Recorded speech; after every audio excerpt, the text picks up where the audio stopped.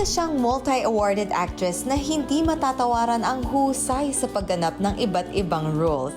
Pero ang kanyang talento hindi rin pahuhuli pagdating sa pagnenegosyo. Kasabay nga ng pag-boom ng kanyang career sa showbiz, isa sa naging priority ni Miss Aramina ang pagkakaroon ng business. Maraming beses man siyang nabigo sa ilang sinimulang negosyo, hindi siya tumigil sumubok. At sa ngayon ay mayroon siyang line of beauty products, online store of home items, fine dining and events place sa Tagaytay at ang kanyang very personal taste of sweet success, ang Hazelberry Cafe. Para kay Ara, espesyal ang Hazelberry dahil bago pa man mag-artista, first love na niya ang baking. Nang muli niya itong sinubukan, naisip niyang ibahagi sa iba ang kanyang baked products at nagsimula sa mga made-to-order cupcakes. Unti-unti ay lumaki ito at nadagdagan ng mga ino-offer na produkto na lahat ay mula mismo sa recipe ni Ara. After 5 years, dahil sa demand na rin ng kanyang mga suki, naglakas loob si Ara na itayo ang Hazelberry Cafe. A taste of love ang kanilang mantra dahil bawat pagkain daw sa kanilang cafe ay may personal na kwento niya. Tulad ng paborito niyang bagoong rice, ang tapa marinade ng kanyang mommy, at maging ang favorite fried chicken recipe ng kanyang anak na si Mandy. At mukhang patok naman ito sa panlasa ng customers dahil mula sa isa, ngayon ay mayroon ng 6 na branches ang Hazelberry Cafe. At mukhang dadami pa dahil nagbukas na rin si Ara sa mga gustong mag-franchise nito. Pagdating sa pagnenegosyo, mukhang walang cut at puro action lang ang eksena ni Ara. Certified legit Lodi talaga. Ayan! Nakakabilib naman ang idol ko. Ayan pala. Talaga naman passion ni Miss Aramina pagdating sa kanyang mga negosyo. Gusto ko na talaga siyang makakolab. Baka magbigyan pa niya ako ng pwedeng tips. O, Akala diba? ko ng franchise. Pwede rin franchise. Pwede ba, Miss Ara? Ayan, tanungin natin yan, Madam, dahil makakausap na natin siya. Good morning, Miss Ara! Hello! Good morning! Ayan na ang ating legit Lodi. Wow! Wow! Hi, Miss Ara. Good morning.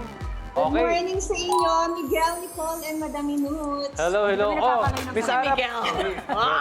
Well, check up. Tanungin na natin. Miss Ara, paano ba nagsimula ang interest mo na pagnenegosyo? Paano ba nagsimula? Medyo, kasi itong Ara Secret, 11 years na to, over a decade na.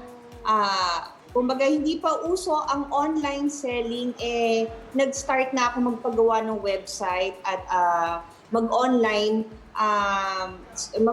selling. Pero not live selling Yun lang, sa online, tinitinda ko lang siya sa online. I don't have a physical store of my beauty products. It's called Ara Secret. Sabi ko nga, niloloko ko nga sila kasi secret lang eh. Ayan, ano naman po yung mga una mong sinubukan pasukin business at ano naman yung mga challenges na hinarap nyo po? Okay, restaurant din ako before, pero hindi ko natutukan. Kailangan kasi hands-on ka. Dahil nung time na nagtayo ako ng restaurant, sobrang busy ako, kaliwat kanan yung ginagawa kong pelikula noon. Kaya parang hindi ko siya natutukan, hindi ako naging hands-on.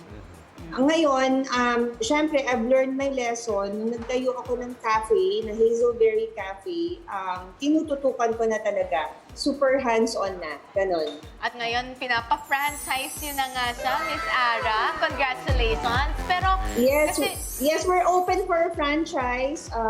Basta mag-message lang sila sa Instagram or sa Facebook.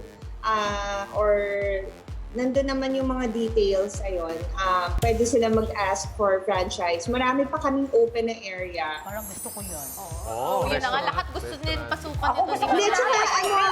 murang-mura lang yung franchise namin. Actually, it's a pandemic price. Hindi pa namin tinaas kasi kahit bumabalik na ang mga negosyo ngayon, it's still nagba-bounce back pa lang tayo eh. Hindi ka pa rin talaga totally makakabawi after 2 years na pandemic. 1, 2, 3, 4.